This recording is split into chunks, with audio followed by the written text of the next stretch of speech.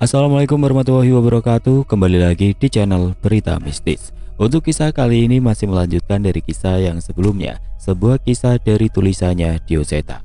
Kisah yang berjudul Daryana Putra Sambara. Dan sebelum kita lanjut ke ceritanya, tekan dulu tombol like video ini dan jangan lupa tekan juga tombol subscribe channel ini. Nyalakan juga lonceng notifikasinya agar tidak ketinggalan cerita-cerita lainnya dari channel ini. Dan buat teman-teman yang pengen membaca langsung ceritanya, nanti silahkan saja kunjungi linknya yang nanti akan saya sertakan di kolom deskripsi. Dan seperti apa untuk kelanjutan dari kisah ini, langsung saja kita masuk ke ceritanya.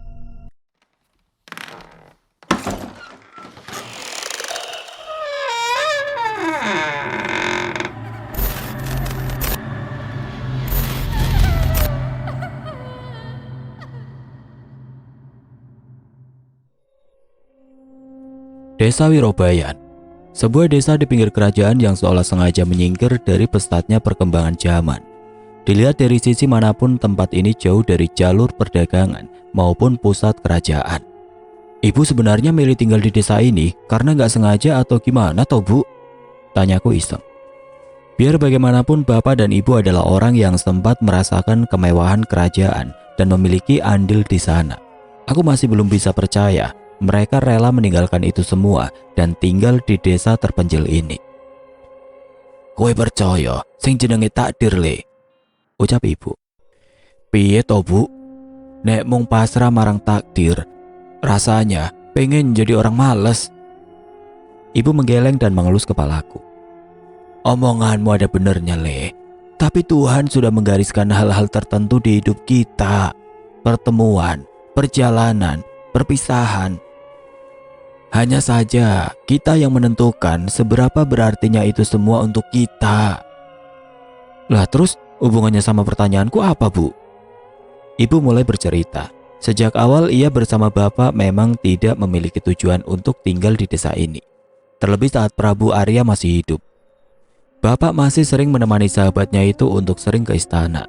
Saat mengungsi di kerajaan ini, Raja Indrajaya sudah menyediakan tempat terbaik untuk bapak dan ibu di istana. Tapi ibu sangat mengerti, bapak bukanlah orang yang betah tinggal di tempat mewah seperti itu.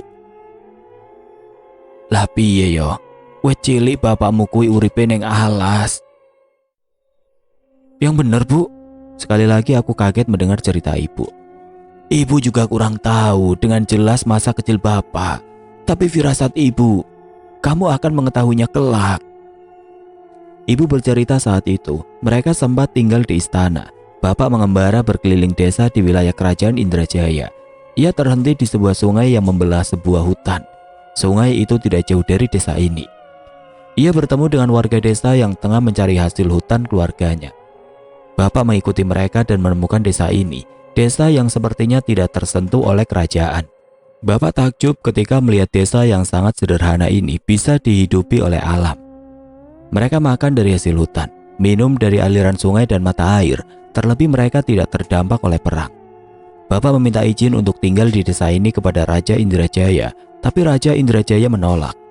Ada alasan desa itu tidak tersentuh oleh kerajaan. Ada sesuatu yang bisa menghancurkan kerajaan Indrajaya, ternyata bersembunyi di desa ini. Tapi walau berkata begitu, Raja Indrajaya sendiri belum mengetahui tentang apa yang tersembunyi di sana. Menghancurkan kerajaan? Tanyaku bingung. Ibu mengangguk dan melanjutkan ceritanya. Bapak pun mencari tahu tentang ramalan itu dan menemukan sebuah prasasti. Ada aksara aneh yang bahkan belum pernah Bapak lihat, namun karena sangat ingin tinggal di desa ini, Bapak bersemedi di sana dan mencari petunjuk mengenai isi prasasti ini.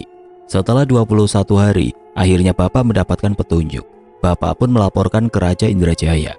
Bapak menceritakan kebenaran tentang ramalan itu. Semua ditunjukkan oleh prasasti yang ia temukan. Dan benar, sesuatu di desa itu akan menghancurkan kerajaan Indrajaya. Terus, kenapa Bapak masih milih tinggal di sini? Aku semakin penasaran. Sabar tole, Ibu selesaiin dulu ceritanya. Aku menggaruk kepalaku dan kembali mendengarkan cerita ibu. Ramalan itu benar. Sesuatu yang tersembunyi di desa ini akan menghancurkan kerajaan Indrajaya. Tapi bukan saat itu. Bukan saat kerajaan dipimpin dengan adil dan bijaksana. Tapi ada saatnya di mana kerajaan Indrajaya dikuasai oleh hawa nafsu dan niat buruk. Sesuatu yang berada di desa inilah yang akan menghancurkan kerajaan ini. Berarti prasasti itu menyembunyikan kekuatan yang luar biasa ya, Bu? Mungkin saja, tapi Bapak menganggap itu sebagai hal baik dan memaksa untuk tinggal di desa ini. Jelas Ibu. Raja Indrajaya percaya dengan cerita Bapak. Ia pun setuju bila memang itu faktanya, maka hal itu merupakan hal baik. Walau sudah tinggal di desa ini, Raja Indrajaya dulu tetap menyediakan tempat untuk Bapak dan Ibu di istana sampai aku lahir. Sampai akhirnya perang usai, Bapak dan Ibu akhirnya menetap di desa ini sebagai orang biasa. Kami beruntung, Raja Indrajaya mau mengerti keinginan kami. Sekali lagi aku melamunkan cerita tentang kehidupan Bapak dan Ibu saat di istana dulu. Walau aku bahagia tinggal di sini, tapi rasa penasaran tetap saja ada. Bu, sering-sering ceritain kisah Ibu sama Bapak di zaman dulu ya, Putra seneng dengerinnya. Ibu mengelus rambutku lagi. Ibu takutnya kamu jadi tidak bersyukur dengan kehidupan kita dan mendambakan kehidupan di istana. Aku menggeleng dan menggenggam tangan Ibu. Putra yakin kehidupan yang dipilih oleh Bapak dan Ibu adalah yang terbaik. Putra hanya ingin ikut merasakan kisah Ibu sama Bapak dulu. Saat itu wajah Ibu seolah menerawang sambil sedikit tersenyum. Wah, nanti Ibu ceritain gimana ndebleknya bapakmu itu, ucap Ibu bersemangat. Ibu tidak berniat menceritakan itu hari ini, tapi tidak masalah. Cerita-cerita itu akan menjadi alasanku untuk pulang setiap selesai melakukan perjalanan. Sejak saat ini aku melihat desa ini dengan berbeda. Bukan lagi desa terpencil di pinggir kerajaan, tapi desa ternyaman dan teraman yang dipilihkan kedua orang tuaku sebagai tempatku tumbuh. Putra, ngelamun aja. Tiba-tiba seseorang datang memecah lamunanku. Taryo rupanya. Taryo, kamu udah sehat? Tanyaku kaget melihat perubahan dirinya. Tubuhnya tidak lagi kurus, ia sudah hampir berjalan dengan normal. Masih ada bekas luka di kakinya, tapi aku menduga sebentar lagi lukanya akan pulih sepenuhnya. Iya, terima kasih buat kamu. Semenjak kamu diobatin itu, lukaku berangsur-angsur membaik. Halah, kebetulan aja kok. Ada cara apa sampai jauh-jauh ke sini? Ibuku bikinin jamu buat ibumu. Sekalian mampir. Sudah lama aku gak ketemu ibumu. Aku pun segera mengajaknya masuk ke dalam rumah bertemu ibu. Ibu menerima dengan senang hati jamu buatan Mbok Mi dan menggantinya dengan beberapa lauk yang ada di rumah. Jangan capek-capek Yole, kakimu itu belum benar-benar pulih. Sudah kok Nyai, aku sudah sering jalan-jalan sama ibu juga. Nanti juga setelah ini aku mau jalan-jalan ke alun-alun. Sudah lama tidak ke sana. Alun-alun? Ya sudah, nanti aku temenin. Beneran? Wajah Taryo terlihat senang. Iya, gak apa-apa kan Bu? Gak apa-apa, jangan pulang malam-malam, nanti Mbok Mi khawatir. Iya Nyai, habis ini saya mampir rumah dulu nganterin lauk ini, sekalian minta izin. Aku pun bersiap sebentar dan pergi menemani Taryo. Mendengar cerita ibu tadi, aku jadi ingin berkeliling dan melihat-lihat desa ini. Sejak aku kecil, desa ini memang tidak terjamah oleh perang. Tidak ada perekrutan prajurit dan relawan perang di desa ini. Banyak anak muda yang merantau ke desa sekitar kerajaan untuk mendapat kesempatan hidup yang lebih baik. Taryo terlihat bersemangat saat mencapai alun-alun. Walau disebut alun-alun, sebenarnya tempat ini hanya lapangan biasa yang menjadi tempat berkumpulnya warga yang ingin bertukar hasil panen. Tempat ini ditandai dengan sebuah candi kecil yang berada di tengahnya. Berbagai macam orang berkumpul di sini untuk bertukar hasil panen dan kerajinan. Setiap ada saudagar yang kembali dari perjalanan, mereka selalu diserbu oleh warga desa yang tidak mau kehabisan barang, mulai dari kain, keramik, hingga berbagai macam barang yang tidak tersedia di tempat ini. Tapi di tengah-tengah keramaian itu tiba-tiba Taryo terdiam menatap sesuatu. Ya, kenapa bengong? Enggak, itu perempuan itu kenapa kelihatan takut ya? Aku memperhatikan ke arah yang ditunjukkan oleh Taryo. Benar, ada seorang perempuan di sana. Ia memegangi bajunya yang terlihat sobek dengan wajah takut seolah bingung. Sepertinya di tubuhnya juga terdapat beberapa luka. Aku sempat mengira dia adalah seorang perempuan yang terpisah dari anggota keluarganya. Tapi tidak lama setelah kami memperhatikannya, tiba-tiba terdengar suara derap langkah kuda mendekat. Seketika firasatku menjadi tidak enak. Ada seorang prajurit berkuda mendekat ke alun-alun dengan membawa sebuah tombak di tangannya. Warga menjadi riuh, berhamburan, berusaha menghindari prajurit itu. "Minggir!" Mereka melihat perempuan yang ketakutan itu dan mengejarnya. Sebuah tombak besar diangkat dan diarahkan ke perempuan itu. "Mati kau!" teriak prajurit itu sembari melemparkan tombak itu kepada perempuan yang masih berusaha melarikan diri. Tombak itu melesat menuju tubuh wanita lemah itu. Spontan aku berlari ke arahnya, namun terlambat. Walau sudah berusaha menghindar, tombak itu tetap mengenai bahu wanita itu. Prajurit itu meminta sebuah tombak lagi pada bawahannya dan bersiap melemparkan lagi. Tolong, ada yang mati!" Tarya membuat kericuan hingga warga di alun-alun itu berhamburan lagi dan membuat prajurit itu kebingungan. Aku tidak menyia-nyiakan kesempatan ini dan menarik wanita itu bersembunyi di belakang salah satu bangunan di sana. Tarya yang memperhatikanku pun segera menyusulku. "Gimana keadaannya, Mas Putra?" Aku memeriksa perempuan itu yang meringis menahan sakitnya. Perempuan itu juga tahu bila dia menangis atau berteriak, prajurit-prajurit itu pasti akan menemukannya. Aku merobek kain yang ada di bajuku dan mengikatnya di bahu wanita itu untuk menghentikan pendarahan di bahunya. Sayangnya sepertinya itu tidak cukup. "Kamu itu sebenarnya siapa toh? Kok sampai dikejar-kejar prajurit itu?" tanya Taryo. Perempuan itu menahan tangisnya dan berusaha menjawab pertanyaan kami. Aku nggak tahu. Aku cuma perempuan desa biasa. Tiba-tiba mereka menculikku dan..." "Keluar!" Terdengar teriakan prajurit itu dengan beberapa derap langkah kaki kuda yang semakin banyak. "Shh!" Aku menahan perempuan itu untuk berbicara dan terus bersembunyi bersama Taryo. Sesekali aku mengintip ke arah mereka. Jelas dari pakaiannya itu adalah prajurit kerajaan Indrajaya. Tapi ada masalah apa sampai mereka mengejar perempuan ini? "Kamu mencuri? Atau berbuat salah sama mereka?" Perempuan itu menggeleng. Ia berbicara sambil terisak menahan tangisnya. "Prajurit-prajurit itu memasuki desaku. Mereka meminta mengumpulkan perempuan-perempuan untuk dibawa ke kerajaan. Tapi itu semua bohong. Mereka membawa kami ke kemah tersembunyi di hutan dan menjadikan kami sebagai pelampiasan nafsu mereka." Aku menelan ludah mendengar ceritanya. Dari tangisan dan tatapan matanya sulit untuk mengatakan bahwa perempuan ini berbohong. "Mas, terus gimana, Mas?" tanya Taryo bingung. "Kita sembunyi. Mungkin dia dikejar karena prajurit itu takut dia menceritakan ini ke prajurit kerajaan lain atau ke warga desa." Taryo mengaku setuju. Kami berniat bersembunyi sampai prajurit itu pergi. Namun ternyata rencana kami tidak semulus itu. "Keluar! Jangan berani-berani menyembunyikan pemberontak. Hukumannya mati." Salah seorang prajurit lain menarik warga desa dan memaksanya untuk berbicara. "Keluarkan perempuan itu." Ampun Den, saya tidak tahu apa-apa." Seorang bapak tua yang tengah membereskan dagangannya menjadi sasaran kekesalan prajurit itu. Prajurit itu pun melemparkannya ke hadapan kerumunan dan prajurit lain menyusulnya dengan mengambil beberapa warga desa dan mengumpulkannya di hadapan mereka. Warga desa itu segera berlutut memohon ampun. "Sumpah Tuan prajurit, kami tidak tahu wanita itu. Kami tidak tahu di mana dia." Sepertinya prajurit itu tidak peduli. Dia mencabut pedang dari pinggangnya dan turun dari kudanya. Pedang yang tajam itu menggores pipi salah satu kakek yang menjadi pelampiasan emosi prajurit itu. Kakek itu tidak berani melawan dan hanya mampu menahan rasa sakitnya. Dalam hitungan 10, bila tidak ada yang menyerahkan wanita itu, satu persatu kepala akan terpisah dari tubuhnya.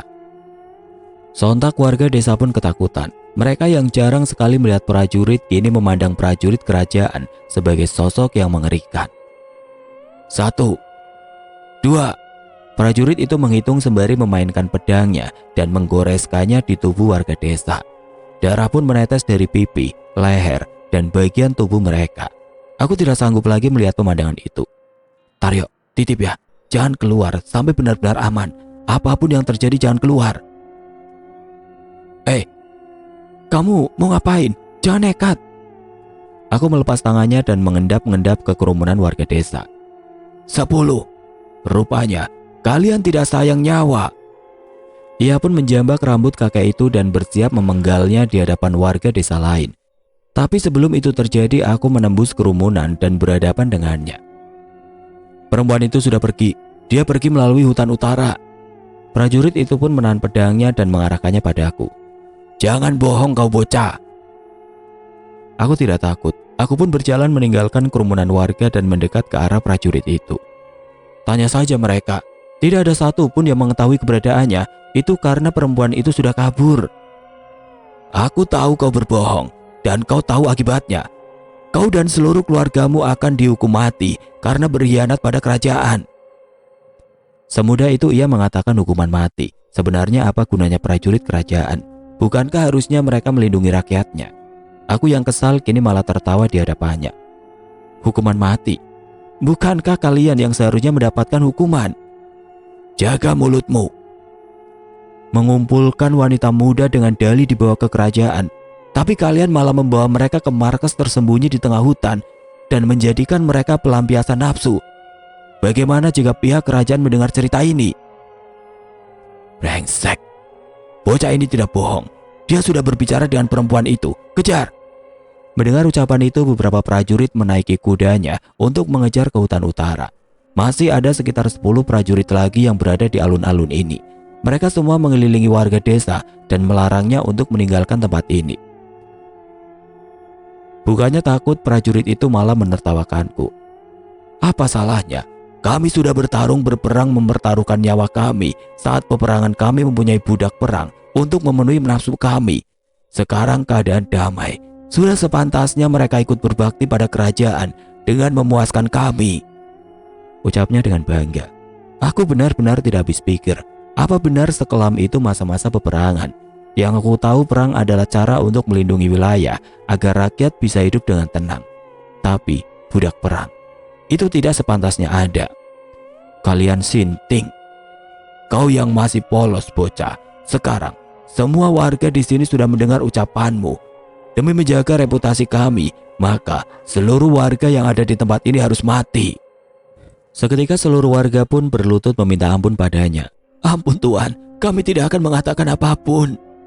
Terlambat. Salah satu prajurit menarik paksa seorang ibu dan hendak menusuk tubuhnya dengan pedangnya. Spontan aku mengambil batu dan melempar sekuat tenaga ke kepalanya hingga tidak sadarkan diri. Bocah brengsek. Prajurit yang di hadapanku pun bersiap menyerangku. Mungkin aku bisa mengalahkannya, tapi bagaimana dengan warga desa yang lain? Entahlah, sepertinya aku harus mengambil cara pengecut ini. Ilmu prajurit itu tidak hebat. Dengan mudah aku bisa menangkap tangannya, merebut pedangnya, dan menghunuskannya tepat di lehernya. Sedikit saja pedang kalian menyentuh mereka, dia akan mati. Bocah brengsek, hukuman mati untukmu. Berani melawan prajurit kerajaan, sama saja kau melawan raja. Aku tidak gentar dan semakin menempelkan pedang itu ke lehernya hingga mulai meneteskan darah. Prajurit lain pun mundur melihat itu. Aku tidak bercanda. Coba saja kalau berani. Setelah kubunuh manusia biadab ini, akan kuhabisi kalian. Salah seorang prajurit tidak gentar dengan ancamanku. Ia tetap mencoba menusukkan pedang itu pada warga desa. Aku pun tidak takut. Aku menarik pedang di tanganku dan mengayunkannya ke tangan prajurit yang kusandra hingga terputus. Ah, sakit. Kalian pikir aku bercanda? Sudah, lepaskan mereka. Aku tidak mau mati. Ucap prajurit yang kusandra. Sepertinya memang dialah yang memimpin prajurit lainnya di tempat itu. Tapi mereka tahu semuanya. Bantah prajurit lainnya. Berisik, aku tidak mau mati. Lepaskan mereka. Ternyata prajurit ini sepengecut itu. Aku penasaran bagaimana dia bisa bertarung di medan perang. Prajurit lainnya pun menurut. Mereka menyarungkan pedang mereka kembali dan meninggalkan warga desa. Sudah, sekarang lepaskan aku. Belum, semuanya. Tinggalkan tempat ini. Kosongkan alun-alun. Perintahku pada warga. Mereka pun berhamburan pergi meninggalkan tempat ini. Warga yang tinggal di sekitar alun-alun tidak ada yang kembali ke rumah. Mereka semua mengungsi ke tempat yang jauh dari alun-alun. Saat tempat mulai kosong, aku memerintahkan semua prajurit turun dari kudanya dan meninggalkannya di sini. Aku takut mereka akan kembali dengan cepat sebelum kami, warga desa, memutuskan harus apa. Mereka pun menurut. Rupanya ucapan prajurit pengecut itu juga mereka dengarkan. Mereka meninggalkan alun-alun setelahnya dan akhirnya aku melepaskan prajurit itu dan mengancamnya. Kalau kalian berani kembali lagi ke tempat ini, kaulah yang akan aku cari dan kuhabisi. Ia berjalan menjauh dariku, namun aku tidak yakin ia akan menurut. Dan benar saja, Tidak berapa lama ia berbalik dan tertawa. "Tidak, kami tidak akan kembali. Kami memang masih di sini. Serang!" teriaknya tiba-tiba. Rupanya prajurit-prajurit tadi hanya pura-pura meninggalkan desa.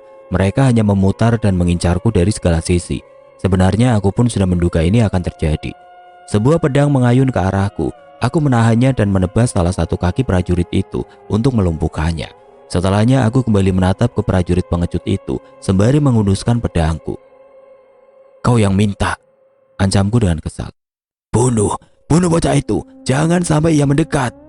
Prajurit pengecut itu pun panik. Prajurit-prajurit lainnya pun mengikuti perintahnya dan melindunginya.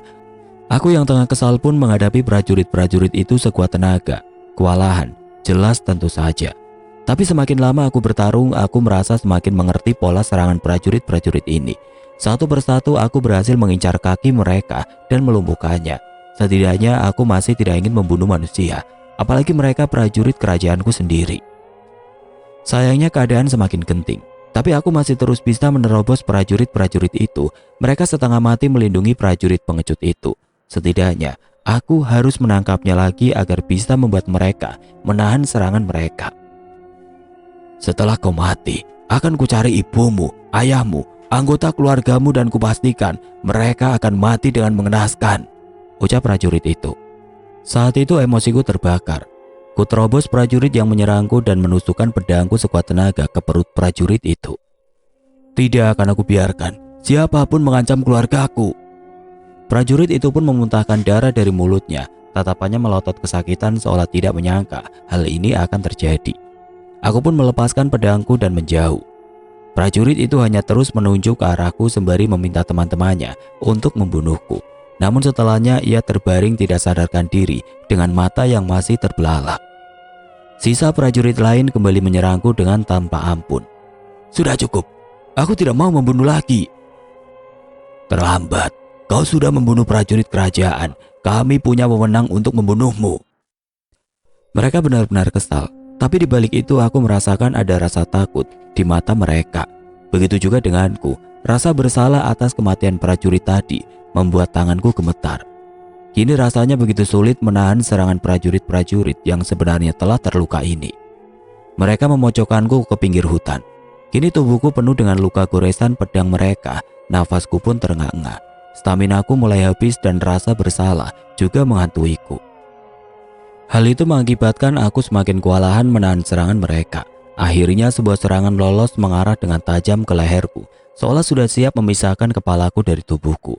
Aku tidak ingin pasrah, tapi aku sama sekali tidak bisa menghindarinya. Tang! Ada sesuatu yang menahan pedang itu. Sebuah pedang yang sama dengan pedang yang digunakan oleh prajurit itu, tapi pembatas gagangnya memiliki ukiran yang berbeda. "Siapa kamu? Jangan ikut campur." Aku selamat. Ada seseorang yang datang, suaranya tidak asing, tapi kali ini ia menutup mulutnya dengan kain. "Menyerahlah dan minta pengampunan ke Panglima Brasma. Setidaknya kalian bisa selamat dari hukuman mati," ucap orang itu. Aku kenal suaranya. Itu adalah suara bapak yang menemuiku saat menanti Panglima Brasma di markasnya dulu. "Berisik!" Prajurit itu tidak terima. Ia mengayunkan pedangnya bersamaan. Tapi tidak semua. Ada 3 prajurit yang ragu menyerangnya. Benar saja dalam sekejap prajurit-prajurit yang menyerang orang itu dapat dikalahkan dengan ilmu pedang yang lebih tinggi. Ketiga prajurit yang tidak ikut menyerang itu menjatuhkan pedangnya dan berlutut. "Kalian, apa yang kalian lakukan? Jangan bilang kalian takut dengan orang ini," tanya prajurit yang masih dengan kuda-kudanya. "Kau yang bodoh, lihat pedangnya. Itu pedang milik mantri Panglima. Dia pasti tangan kanannya Panglima Brasma." Sontak seluruh prajurit itu menatap orang misterius itu. "Kalau masih mau melawan, akan kuladeni. Tapi kupastikan entah hidup atau mati kalian nanti, kalian akan kami anggap sebagai pengkhianat," ucap orang misterius itu sembari membuka penutup mulutnya. Sepertinya para prajurit itu tidak asing dengan wajah bapak itu. Mereka pun membuang pedangnya dan berlutut di hadapannya. "Ampun Tuhan, maafkan kami." Prajurit-prajurit itu pun takluk. Benar, bapak itu adalah orang yang menemuiku di markas prajurit dulu. Aku tidak menyangka ia juga memiliki jabatan yang ditakuti oleh prajurit-prajurit ini. "Keputusan yang tepat," ucap bapak itu sembari menyarungkan pedangnya. Seluruh prajurit itu terlihat takut. Maafkan kami sudah kelewatan. Mohon pengampunan untuk kami. Ucap prajurit itu yang masih terus berlutut. Tergantung, saya bisa saja meminta pengampunan untuk kalian. Itu kalau kami bisa menemukan akar permasalahan dari kelompok kalian. Maksudnya, kami harus memberitahu di mana markas kami dan mengkhianati teman-teman kami, ucap salah satu prajurit yang lain. Sekali lagi bapak itu mengeluarkan pedangnya dan meletakkannya di leher prajurit itu. Jawaban kalian menentukan kalian di pihak mana, di pihak kerajaan dan bisa kembali menemui keluarga kalian, atau di pihak pengkhianat yang tidak lama lagi akan terbongkar. Gila, aku tidak pernah menyangka akan ada di posisi ini. Apa ini artinya memang ada pengkhianat yang mencoba memberontak pada kerajaan? Ampun, kami tidak berani. Kami masih ingin bertemu keluarga kami. Mereka pun menceritakan jalur menuju tempat persembunyian mereka. Dibanding tempat persembunyian, menurut mereka tempat itu lebih berupa markas yang memang mereka gunakan untuk membagi harta rampasan dan melampiaskan nafsu pada perempuan yang mereka culik. Kalian keterlaluan, gumamku yang tidak menyangka akan perbuatan mereka. Sekarang, kalian boleh mati, ucap bapak itu. Aku kaget, aku kira bapak itu memang berniat mengampuni mereka. Ampun, kami akan memberikan info apa saja, tapi jangan bunuh kami. Aku pun menatap bapak itu lagi. Pak, serius mereka harus dibunuh? Menurutmu, apa hukuman yang pantas untuk mereka? Mereka sudah menculik, memperkosa, bahkan membunuh perempuan-perempuan yang tidak bersalah. Terlebih mereka menarik harta dari warga desa yang belum tentu berkecukupan. Benar, di satu sisi aku setuju, tapi nyawa manusia tidak seharusnya semudah itu dihilangkan. Coba pikirkan lagi Pak, itu nyawa manusia loh. Setelah semua yang mereka lakukan padamu, kamu masih mau membiarkan mereka hidup? Iya Pak, saya cuma babak belur dikit. Paling diobati ibu seminggu juga sembuh. Gak perlu sampai harus membunuh mereka. Bapak itu pun menghela nafas dan menyarungkan pedangnya lagi. Berterima kasihlah pada bocah ini. Akuilah kesalahan kalian dan ceritakan ini semua pada Panglima Brasma. Terima kasih Tuhan. Bapak itu mendorongku ke depan. Kalian ingat wajah anak ini baik-baik. Dia yang dimaksud titah rahasia Sandi Ganendra. Bahkan sekelas Panglima pun tidak diizinkan melukainya. Saat bertemu anak ini lagi, pastikan kalian melindunginya, bahkan bila harus mengorbankan nyawa kalian. Sandi Ganendra, titah apa itu? Aku menduga itu adalah titah yang dibuat Raja Indrajaya untuk melindungi aku dan keluargaku. Sandi Ganendra, saya pernah mendengar itu. Saya tidak menyangka anak ini salah satunya. Ya sudah, kalau kalian sudah mengerti segera pergi dan terima hukuman apapun yang diberikan Panglima Brasma. Terima kasih. Saat itu prajurit-prajurit itu segera bergegas pergi meninggalkan desa. Bapak ini sebenarnya siapa sih? Bapak itu melepas ikat penutup mulutnya dan mulai tersenyum kepadaku. Aji Saka, panggil Aji saja. Saya satu pasukan dengan Panglima Brasma. Baik Tuan Aji. Jangan. Seharusnya kita sudah seperti saudara sendiri. Panggil Pak De saja lebih enak. Pak De. Ada apa dengan orang-orang kerajaan ini? Satu sisi ada yang ingin membunuhku, satu sisi ada yang menganggapku sedekat ini. Merasa sudah aman, Taryo keluar dari persembunyian bersama perempuan itu. Perempuan itu pun menemui Pak De dan menceritakan semua yang terjadi padanya dan orang-orang yang senasib. Cerita itu membuat Pak De geram. Setelahnya penduduk desa pun kembali ke alun-alun. Pak De meyakinkan bahwa desa ini akan tetap aman. Saya tinggalkan pedang saya di batu ini. Prajurit manapun yang melihat pedang ini akan mengetahui bahwa desa ini di bawah perlindungan Panglima Brasma. Pak De Haji menancapkan pedang itu di sebuah batu di hadapan candi yang ada di alun-alun desa. Melihat benda pusaka kerajaan itu, warga desa Wirobayan ini pun terlihat tenang. Tidak ada lagi yang menyalahkan perempuan yang melarikan diri ke desa ini. Sebaliknya, beberapa warga malah menawarkan diri untuk merawatnya dan mengantarnya kembali ke desanya setelah pulih total. Dalam beberapa hari akan ada prajurit Panglima Brasma ke desa ini. Tolong jelaskan kepada mereka keadaannya, ujar Pak De Haji pada kami.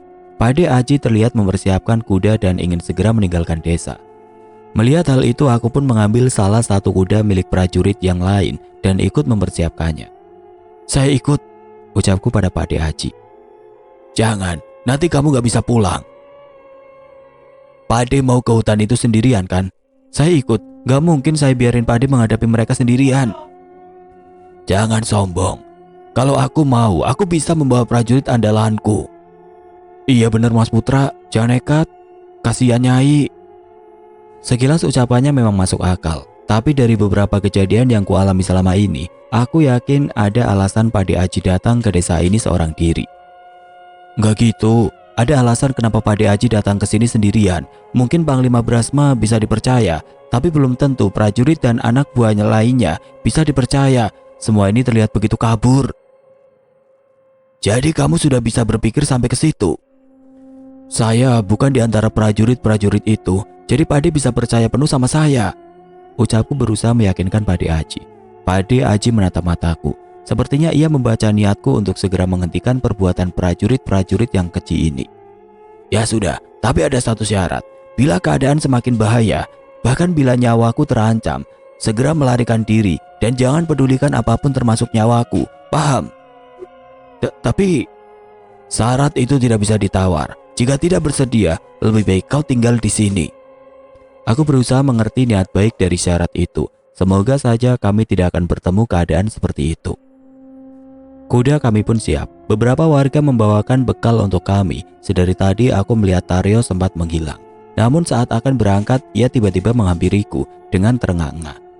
Sudah aku pamitkan pada ibumu. Ini titipan dari ibumu, ucap Taryo sembari mengatur nafasnya. Sebuah tas kain berisi perlengkapanku aku terima dari Taryo. Ada beberapa bungkus daun pisang yang berisi masakan ibu dan sebuah pedang pemberian Panglima Mardaya. Taryo, bisa-bisanya kamu. Kakimu itu loh belum pulih. Sudah, gak usah dipikirin. Kalau kakiku bisa dikorbankan untuk menambah kemungkinanmu untuk selamat, aku gak bakal mikir. Aku tersenyum mendengar niat baiknya. Aku pun memeluknya dan menepuk punggungnya untuk berpamitan. Ia pun melepaskan kepergian kami dengan duduk di tanah meluruskan kakinya sembari terengah-engah mengatur nafasnya. Teman yang baik. Aku mengangguk menatap bekal yang kubawa. Setelahnya aku pun membiasakan diri untuk mengendarai kuda yang kugunakan dan bergegas menuju sebuah hutan yang ditunjukkan oleh prajurit itu. Hampir setengah hari perjalanan untuk mencapai tempat yang dimaksud. Langit sudah malam. Pak De sudah bersiap dengan bawaannya untuk membuat obor. Kuda kami pun kami parkir di pinggir sungai yang cukup jauh. Sebenarnya ini bukan hutan yang terpencil. Ada desa di dekat hutan ini. Tapi sepertinya warga tahu bahwa ada markas prajurit di hutan ini dan tidak berani mengusiknya. Kami berjalan perlahan melintasi hutan yang jalannya sudah terbuka oleh langkah kuda.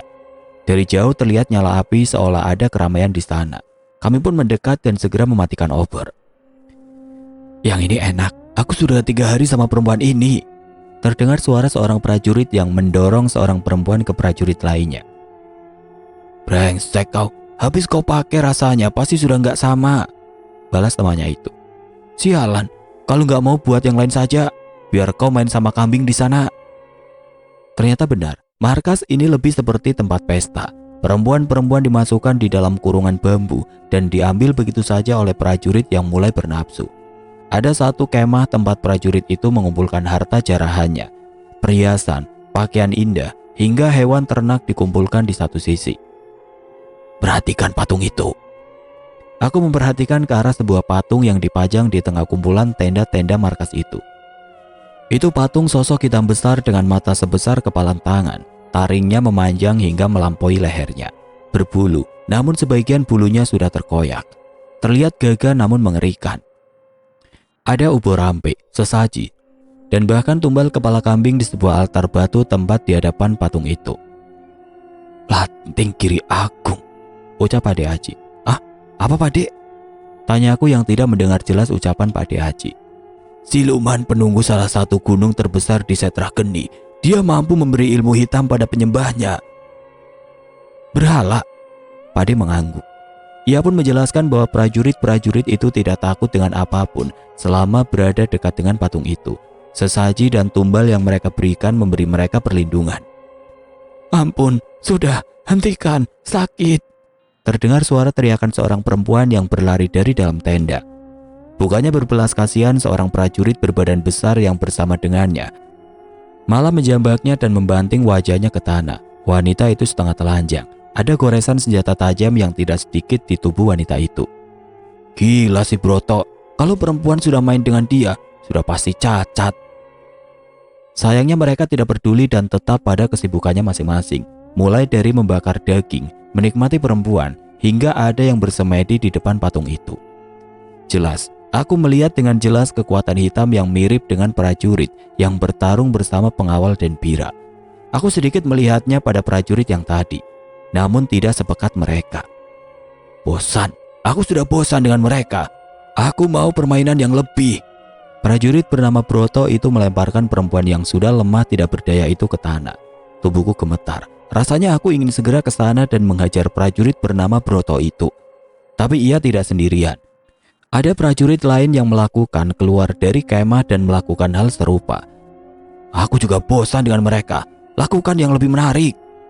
Semua prajurit itu pun berkumpul. Mereka menyambut baik ide gila orang-orang itu.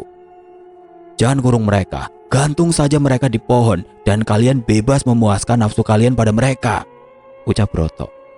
Perintah itu disambut dengan riuh oleh prajurit lain, tapi sepertinya itu bukan akhir dari perintah Broto. Setelah kalian selesai, penggal mereka dan letakkan kepalanya di altar. Mereka akan berjasa untuk kesaktian kita. Mendengar hal itu seketika suara riuh tadi berubah menjadi hening. Broto, kau yakin?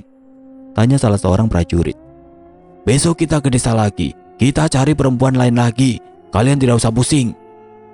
Prajurit-prajurit itu pun menatap tahanan perempuan yang sudah memohon ampun sejak tadi. Tapi seolah sudah dimakan oleh nafsu, mereka pun menuruti perintah Broto dan segera mengikat mereka. Pade, aku gak bisa diam lebih dari ini, ucapku dengan tangan gemetar. Benar, tapi jangan gegabah. Aku jelaskan rencananya. Pade pun menceritakan rencananya untuk memancing perhatian prajurit dan menghadapi mereka dengan memanfaatkan gelapnya hutan. Di saat mereka sedang sibuk dengan Pade, aku diminta untuk menghancurkan patung itu secepat mungkin. Setelah itu kami akan kabur meninggalkan hutan. Sepertinya tidak terlalu sulit, tapi menghadapi prajurit-prajurit ini, apa Pade Aji mampu? Sayangnya tidak ada waktu untuk berdebat. Pade sudah bergegas di depan menuju tempat yang paling mencolok di markas itu. Ah! Terdengar suara teriakan dari seorang prajurit yang berusaha mengikat seseorang perempuan di pohon. Itu ulah Pade. Pedangnya sudah melukai kaki prajurit itu hingga ia terkapar di tanah. Siapa itu? Penyusup! Teriak prajurit lainnya yang menyadari kejadian itu. Lari ke arah suara air. Kalian akan menemui sungai. Tunggu tahanan yang lain dan ikuti sungai menuju desa, ucap Pade pada tahanan wanita yang ia selamatkan. Wanita itu mengangguk dan berlari secepat mungkin mengikuti petunjuk Pade. Sebaliknya, kini prajurit lainnya sudah menghunuskan pedang dan mencari keberadaan Pade Aji. Mereka tidak sadar, Pade Aji bersembunyi di balik bayangan pohon dan menyerang prajurit lain. Wah, hati-hati, dia bukan orang sembarangan. Berapa orang? Terdengar suara teriakan beberapa prajurit yang terluka dengan serangan Pade. Sepertinya lebih dari satu. Tidak, sepertinya banyak, jawab prajurit lain yang termakan strategi Pade. Gila, prajurit-prajurit ini benar-benar tidak sebanding dengan kemampuan Pade Aji. Ia benar-benar bisa mengelabui prajurit itu. Benar saja seluruh prajurit mengikuti perintah Broto dan meninggalkan markas untuk menyerang Pade. Suara pedang yang beradu mulai terdengar. Aku menduga Pade sedang bertarung dengan beberapa prajurit yang tidak dapat dihindari. Aku mengambil kesempatan ini untuk menyusup ke markas. Ada sebuah kurungan yang berisi perempuan yang mereka culik. Pergi, ikuti arah air. Kalian akan bertemu sungai yang akan mengantar kalian menuju ke desa, ucapku sembari mendobrak kurungan itu dan melepaskan mereka. Kalian siapa? Tanya perempuan itu. Aku bingung menjawab apa, namun aku benar-benar ingin membersihkan nama baik prajurit Indrajaya. Kami prajurit kerajaan Indrajaya yang akan menghukum penjahat perang seperti mereka. Mereka pun mengerti maksudku dan segera berlari mengikuti arahanku. Setelahnya aku juga melepas semua hewan ternak yang semoga saja dapat mengecoh mereka. Terakhir adalah patung ini. Patung menjijikan yang membuat para prajurit termakan oleh hawa nafsu. Aku menggenggam sebuah palu besar yang kutemukan di salah satu tenda perlengkapan milik para prajurit. Di hadapan patung itu aku bersiap mengayunkan palu besar untuk menghancurkannya. Tapi tiba-tiba perasaanku tidak enak. Benar saja, sebuah kapak besar melayang ke arahku dari salah satu sudut kemah. Sudah aku duga, kalau ada yang diincar di tempat ini pasti adalah patung ini, ucap seseorang yang kembali ke tempat ini. Aku kurang beruntung, dia adalah Broto, prajurit berbadan besar yang ditakuti oleh prajurit lainnya. Perbuatan kalian sudah keterlaluan, lebih baik kalian menyerah. Menyerah? Kami tidak selemah itu. Kami sudah sangat siap untuk menghadapi siapapun, bahkan jika para pati ikut turun tangan. Dia tidak berkelakar. Serangannya barusan bahkan bisa menghancurkan beberapa tenda dengan sekali lemparan. Broto pun mencabut pedangnya dan berlari ke arahku. Aku pun melepaskan palu yang ku genggam dan menggantinya dengan pedang yang diberikan oleh Panglima Mardaya. Suara pedang beradu, tapi tidak seperti biasa. Aku terpental dengan serangan dari Broto. Ada kekuatan hitam yang menyelimuti pedangnya. Sekilas aku melihat mata Broto memutih seperti kesetanan. Mengganggu kesenanganku, hukumannya adalah mati. Aku berusaha menghindar dari ayunan pedang Broto, bukan tanpa alasan. Setiap serangannya bisa membuat tanganku terpental dan membuka pertahananku. Aku tersudut namun aku tidak ingin menyerah. Aku mengingat sebuah serangan yang diajarkan oleh Bapak untuk mengalahkan makhluk bertubuh besar. Dengan susah payah aku mengambil jarak dari Broto. Aku menunduk serendah mungkin dengan tangan yang terbuka. Tepat saat Broto bersiap menyerang, aku melesat secepat mungkin ke arahnya dan mendekat sedekat mungkin di sudut terendahnya. Sebuah tebasan menebas Broto dari kaki hingga naik ke pundaknya. Darahnya bermunceratan. Aku yakin seranganku cukup dalam. Seharusnya ia kesulitan bergerak setelahnya, tapi ternyata perkiraanku salah. Broto kembali berdiri dan tertawa. Hebat. Seandainya kau melawan aku yang dulu, pasti aku sudah kalah. Aku mundur beberapa langkah. Aku terkaget saat melihat luka Broto menutup dengan cepat dengan sesuatu yang hitam menutupi luka itu. Patung itu seolah bereaksi. Sepertinya kekuatan yang menyembuhkan Broto berasal dari patung itu. Sialnya, tubuh Broto malah semakin menghitam dengan otot-ototnya yang membesar. Aku mau darah, aku mau darah. Mata Broto memutih. Ia semakin bernafsu untuk membunuhku. Pedang kami kembali beradu. Sekali lagi aku terpental lebih jauh, tapi dengan cepat tiba-tiba Broto sudah berada di hadapanku, sembari mendaratkan kepalan tangannya di wajahku. Darah segar bermunceratan dari mulutku. Aku terkapar dengan sebuah pukulan dengan kekuatan yang mengerikan. Wah! Aku bergegas berdiri sementara Broto mulai mendekat ke arahku lagi. Dengan susah payah aku menahan dan menghindari serangan Broto, namun aku tahu ini hanya sementara.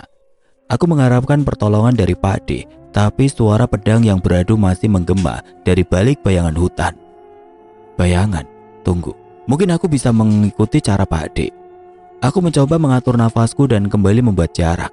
Tidak lagi mengincar Broto, tapi aku mencari titik buta darinya dan bersembunyi di antara bayangan benda yang ada di sana.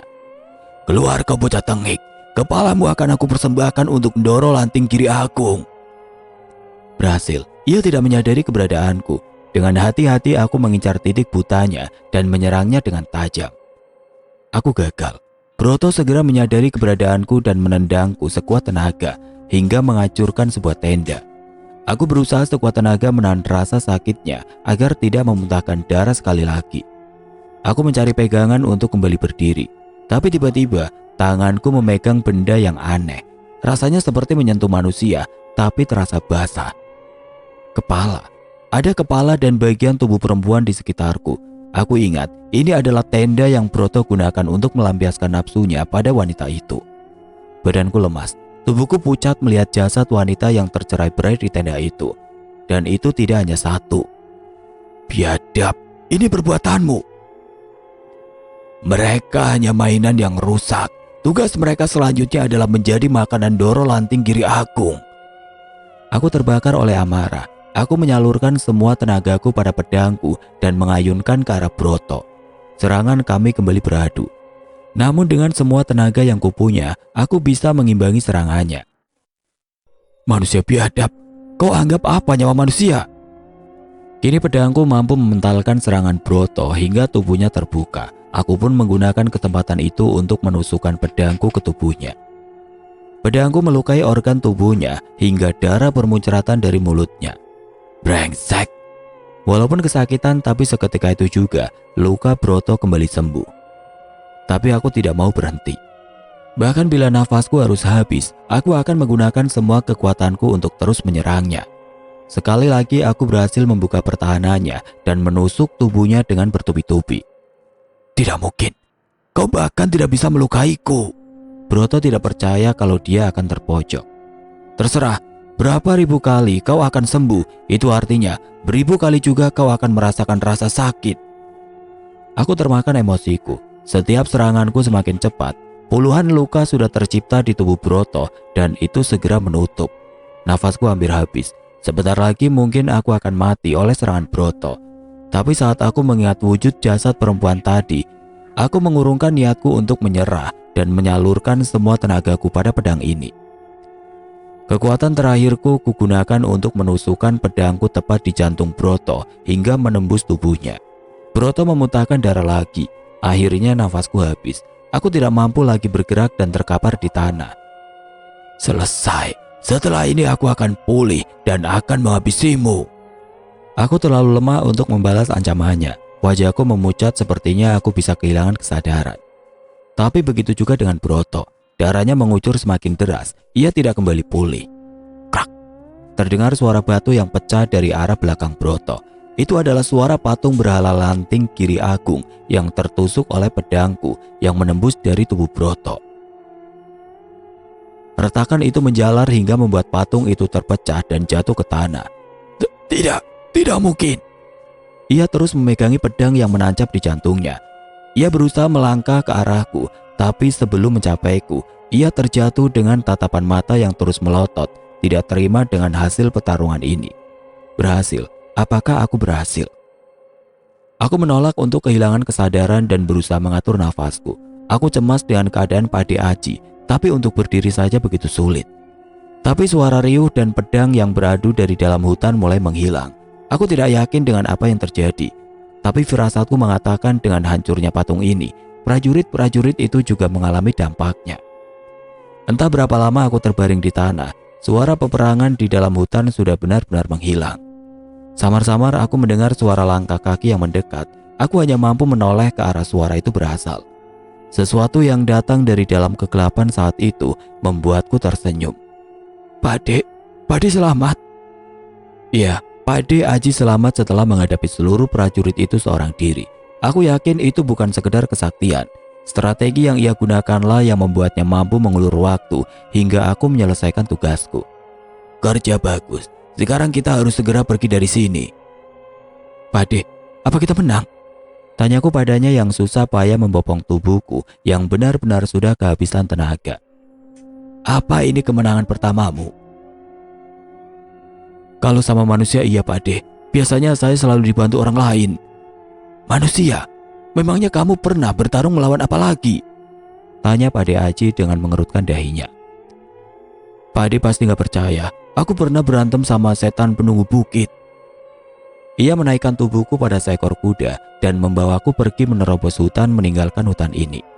Saat itu, matahari sudah mulai terbit. Kami tiba di pinggir sungai yang sudah sangat jauh dari markas itu berada. Sepertinya, Pade ingin kami beristirahat sejenak di tempat ini. Aku pun terbaring di rerumputan yang lunak dan benar-benar menikmati udara pagi yang akhirnya mengantarkanku ke tidur lelapku. Oke teman-teman, sampai di sini dulu ceritanya. Nantikan kelanjutan kisah ini di video berikutnya. Agar tidak ketinggalan, klik tombol subscribe channel ini dan nyalakan lonceng notifikasinya. Wassalamualaikum warahmatullahi wabarakatuh.